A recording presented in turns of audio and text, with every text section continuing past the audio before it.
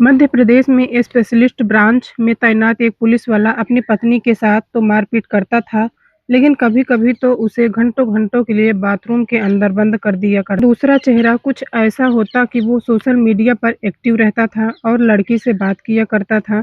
लड़की का नाम होता है एंजल शर्मा। एनएसी शर्मा से अपने दिल की बातें करता था, उसके दिल की बातें पूछता था और सारी बातें शेयर करता था। जब वक़्त आगे बढ़ रहा था, तब उसने एंजल शर्मा से कहा कि मैं तुम्हें किस करना चाहता हूँ। उसके बाद फिर उसकी डिमांड बढ़ जाती है, वो कहता है कि मैं तुम्हें हग करना चाहता हूँ और भी ज़्यादा डिमांड बढ़ जाती है, वो कहता है कि मैं तुम्हें उम, कि मैंने एक रेस्टोरेंट का इंतज़ाम कर लिया है, मैं तुम्हारे साथ करना चाहता हूँ। इस तरह की पुलिस वाले ने उस एंजल नाम की लड़की से जब डिमांड करना शुरू किया, इधर वो अपनी पत्नी को पीटता था, मारता था, उसे परेशान करता था। पत्नी आखिरकार घर छोड़कर चली जाती है, लेकिन कुछ दिनों बाद पता चलता है कि एंजल शर्मा वही उसकी बीवी है। बीवी ने दरअसल फेक आईडी बनाई थी और अपने पति को प्रेम जाल में इस तरह फँसाया ताकि दुनिया के सामने उसकी हकीकत आ सके। आखिरकार एफआईआर दर्ज होती है, मामला कोर्ट तक पहुँचता है और कोर्ट में जाने के बाद एक फैसला सुनाया जाता है। दरअसल आज की कहानी जो मैं आपको सुनाने जा रही हूँ, ये कहानी कुछ ऐसी है एक महिला की। उस महिला को अपने पति पर बेइंतहा शक होता है और शक की उसने तस्दीक करने की कोशिश की, जाँच-पड़ताल करने की कोशिश की तो मामला सामने आता है, वो बड़ा हैरान करने वाला होता है और रोचक होता है। जहाँ-जहाँ तक ये कहानी पहुँचती है, वहाँ-वहाँ तक लोग सुनकर हैरान हो जाते हैं, सोचने पर मजबूर हो जाते हैं। तो आज की घटना जो सच्ची घटना है मैं आपको सुनाने जा रही हूँ। ये घटना है मध्य प्रदेश जिला ग्वालियर। ग्वालियर का एक इलाका लगता है मधुगंज। दरअसल यही एक रोचक कहानी है। दरअसल मैं बात कर रही हूँ मार्च 2025 के प्रथम सप्ताह की। एक लड़का जो अपने घर से तैयार होकर अपनी कंपनी में जा रहा था, तभी अपनी पत्नी से कहता है कि एक बहुत ज़रूरी मीटिंग है, मीटिंग में हो सकता है उसे रात हो जाए। हो सकता है उसे होटल में ठहरना पड़ जाए, इसीलिए मेरा इंतज़ार मत करना, आराम से खाना खाना और खा के सो जाना। जैसे ही उस लड़की ने अपनी पत्नी से यह बात कही, कहा, "कोई दिक्कत नहीं है, कोई परेशानी नहीं है, कहो तो मैं खाना बाँध दूँ।" उसने कहा कि खाना बिल्कुल भी मत पैक करना, आज खाना बाहर ही खाना है, क्लाइंट के साथ मीटिंग है। मीटिंग के बाद जो तय होगा उसके बाद देखा जाएगा। हम दुआ करना कि सब कुछ ठीक रहे। जैसे ही बात कही जाती है, बहुत अच्छे से तैयार होता है, अच्छे कपड़े पहन के जाता है और पहले दिनों से ज़्यादा कहीं इस बार उसने तैयारी की थी। अच्छे से निकलने से पहले वो ठीक वैसे करता है जैसे निकलने के बाद सीधा एक रेस्टोरेंट पहुँच जाता है। वहाँ जाने के बाद इंतज़ार कर रहा था क्लाइंट का। अब क्लाइंट का इंतज़ार कर रहा था। क्लाइंट बिल्कुल ठीक सामने आकर खड़ा हो जाता है। दरअसल क्लाइंट होती है एक ने अच्छे कपड़े पहने हुए थे, साथ ही अपने चेहरे को पूरी तरह से कवर किया हुआ था और जैसे ही उस लड़की के सामने आने के बाद वो बैठा हुआ है, आवाज़ लगाई और आवाज़ लगाने के बाद उससे कहा कि विजय कुमार। कहता है कि हाँ, मैं ही विजय कुमार हूँ। दरअसल उन दोनों ने कभी एक-दूसरे को देखा नहीं था। वो एक-दूसरे को पहली बार ही मिल रहे थे। हालाँकि बातें बहुत दिन से हो रही थीं, महीनों से बातें चल रही थीं, महीनों से एक-दूसरे से सुख-दुःख की बातें कर रहे थे। विजय ने अपनी पत्नी से झूठ बोला था कि किसी क्लाइंट से मिलने के लिए जा रहा है, जबकि विजय ने बात छुपाई थी कि वो एक लड़की से बातचीत करने जा रहा है और लड़की से मिलने के लिए उसे होटल में बुलाया था। अब जैसे ही लड़की सामने अपने चेहरा का कवर किया हुआ है, विजय कहता है कि तुमने अपने चेहरे को इतना कवर क्यों किया है? क्या हुआ है? तुमने अपना चेहरा क्यों ढका हुआ है? चेहरा तो दिखाओ। जब दिखाना चेहरे की बात आती है, लड़की आगे हाथ बढ़ाती है, उससे कहती है कि मोना जैसे ही हाथ आगे बढ़ाती है, उसके बाद अपने चेहरे से नकाब हटा आती है। नकाब हटाने के बाद जैसे ही विजय कुमार उस लड़की को देखता है, यानी कि मोना को देखता है, तो उसकी आँखें खुली की खुली रह जाती हैं। वो सोचने पर मजबूर हो जाता है कि उसकी बीवी खड़ी हुई है। अपनी ही बीवी को देखकर एकदम से वो ऐसा हैरानी होता है जैसे कि उसको पैरों तले ज़मीन खिसक गई हो। वो जो उसकी पत्नी होती है, वो ज़ोर-ज़ोर से बोलने लगती है, चीखने लगती है, बातें कर रही थी, गुस्से में बातें कर रही थी। अभी तक बिल्कुल शांत माहौल था। एक हाथ में फूलों का गुलदस्ता था। वह पहली बार मिलने के लिए जब उसके सामने खड़ी हुई तो कुछ इसी इंतज़ार में था, लेकिन सामने जो होता है वो समझ नहीं पा रहा था कि क्या रिएक्ट करें, क्या ना करें। जैसे ही उस लड़के ने बोलना शुरू किया विजय कुमार ने, तो रेस्टोरेंट में एक तरह से हंगामा खड़ा हो जाता है। कभी किसी में मौका पाते ही पुलिस को फ़ोन इस मौके पर आती है और यह मौके आने के बाद दोनों को थाने लेके चली जाती है। अब यहाँ से एक कहानी सामने आती है। इस कहानी की गूँज जब सोशल मीडिया के माध्यम से, प्रिंट मीडिया के माध्यम से लोगों को पता चलता है तो लोगों को बड़ी हैरानी हो रही थी। दरअसल यह महिला बताती है कि लगभग 1 या सवा साल पहले उसकी शादी होती है इस लड़के से। अब शादी के बाद तब तो सब ठीक था, लेकिन जब कुछ दिन बाद देखती है तो उसका जो मोबाइल है, मोबाइल में पैटर्न लॉक हुआ है।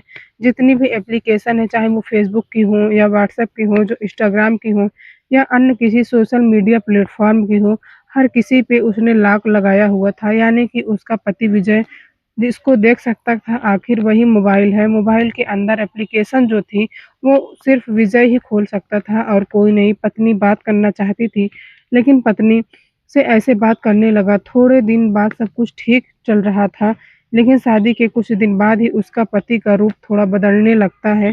अब उसकी जो पत्नी होती है थोड़ी परेशान हो जाती है कि ये मुझसे बात क्यों नहीं करता। देखो हर वक़्त मोबाइल में लगा रहता है, पता नहीं किससे बात करता है, क्या बात करता है, ऐसा तो नहीं कि किसी से कोई अफ़ेयर चल रहा हो।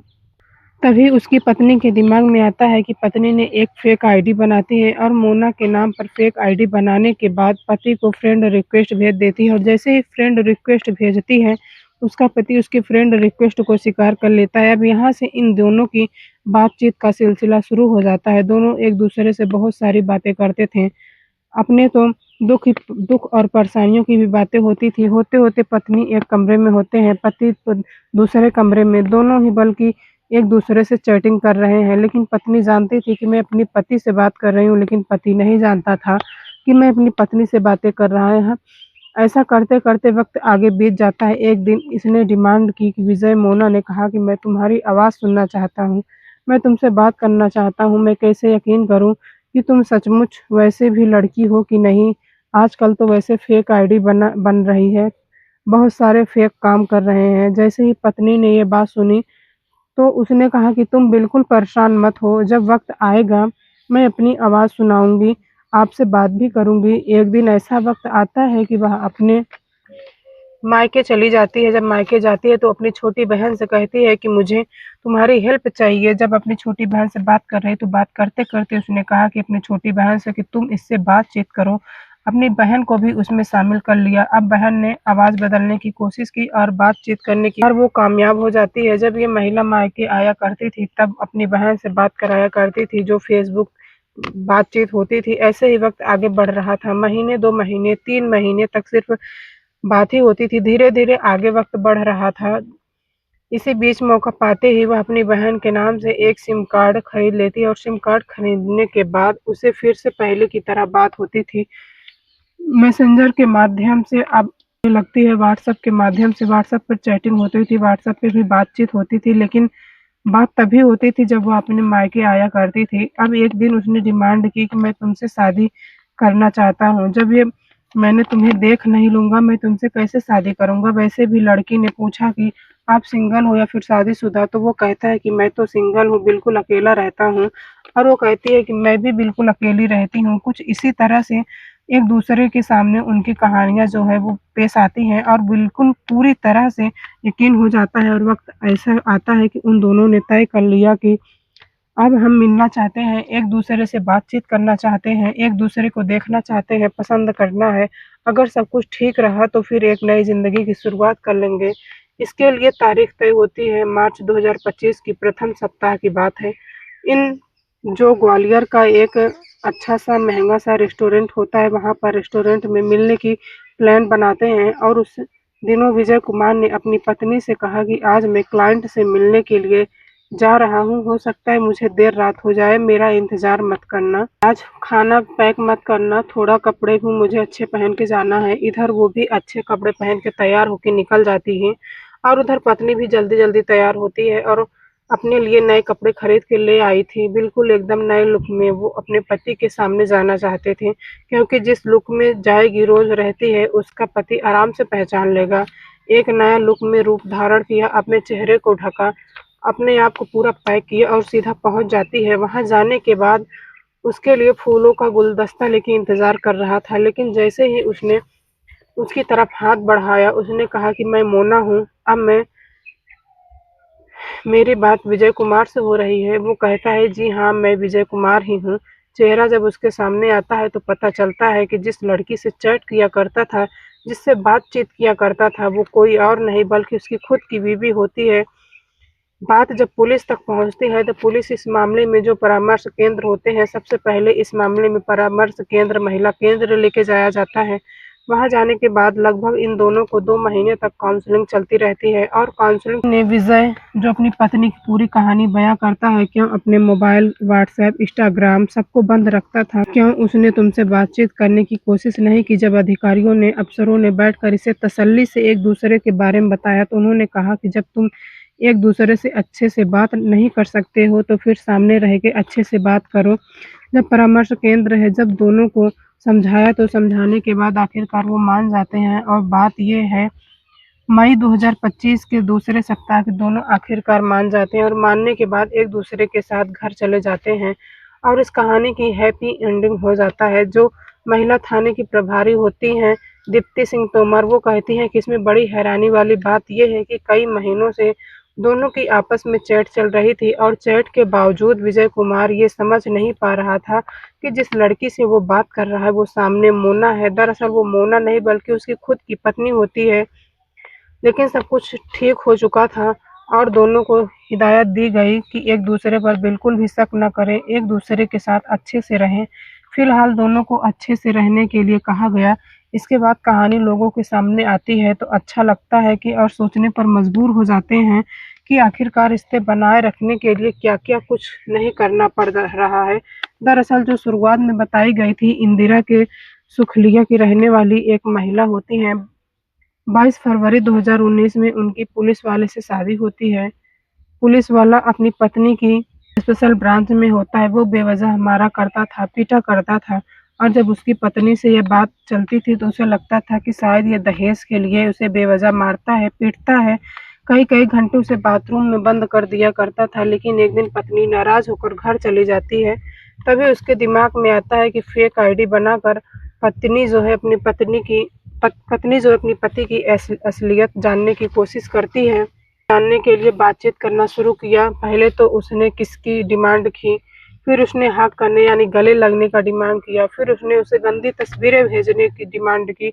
तब उससे कहता है कि मैं तुम्हारे साथ फिजिकल होना चाहता हूँ। इस सारी चैटिंग से उसने इकट्ठा किया। इकट्ठा करने के बाद एफआईआर दर्ज कराई। मामला कोर्ट पहुंचा और कोर्ट में मामला पहुंच जाता है।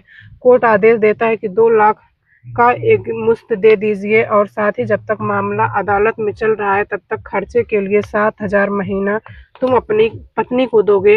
अब जैसे ही बात सामने आती है उसके बाद लोगों को यकीन नहीं हो रहा था कि एक पुलिस वाला जिस पर जिम्मेदारी होती है, वो रक्षक है, वो ही अपनी पत्नी को भक्षक कैसे बन रहा था। दोस्तों, इस पूरा घटनाक्रम को सुनाने का उद्देश्य आपका दिल दुखाना नहीं है बल्कि आपको सचेत करना है। आप अपने परिवार के साथ अच्छे से व्यवहार में रहिए और एक साथ रहिए। आप एक दूसरे पर शक मत कीजिए। अगर आप लोग ये कहानी यूट्यूब पर देख रहे हैं तो प्लीज़ सब्सक्राइब कर लें और अगर आप ये कहानी फेसबुक या इंस्टाग्राम के माध्यम से कर रहे हैं तो प्लीज़ फॉलो कर लें।